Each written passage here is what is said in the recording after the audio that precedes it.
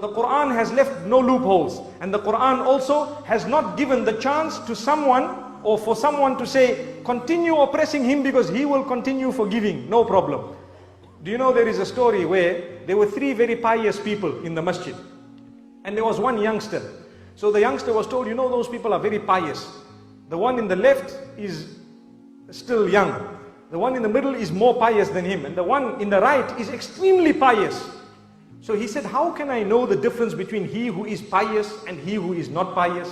So the youngster was told, well, they concentrate a lot. So he said, all right, let me see. He went to the first one, Salamu alaikum. No response. He was involved, this man was involved in his dhikr and recitation of the Quran, no response. So this youngster decided to give him one clap on his face. So the poor pious person got one clap on his face, and as though nothing had happened, he continued reciting.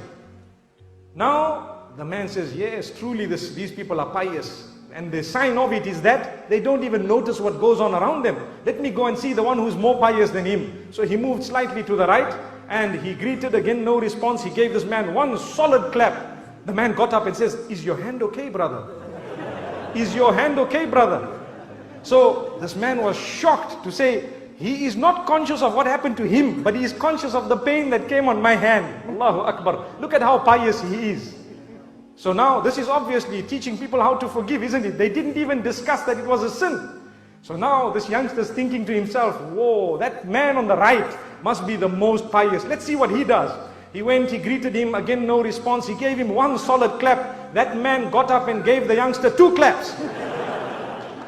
So the youngster says, but I thought you were the most pious. He says, someone somewhere needs to stop you clapping people.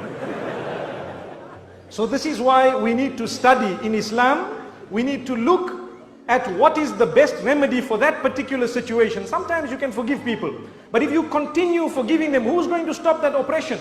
This is why the hadith says that if you do not stop an oppressor from oppressing others, then chaos will overtake the whole community, and then you will make dua to Allah subhanahu wa ta'ala and He won't respond, because you will be collectively guilty of having allowed an oppressor to keep on oppressing or keeping on oppressing the rest of the people. So it's important that we balance it as we have been taught. May Allah subhanahu wa ta'ala grant that to us.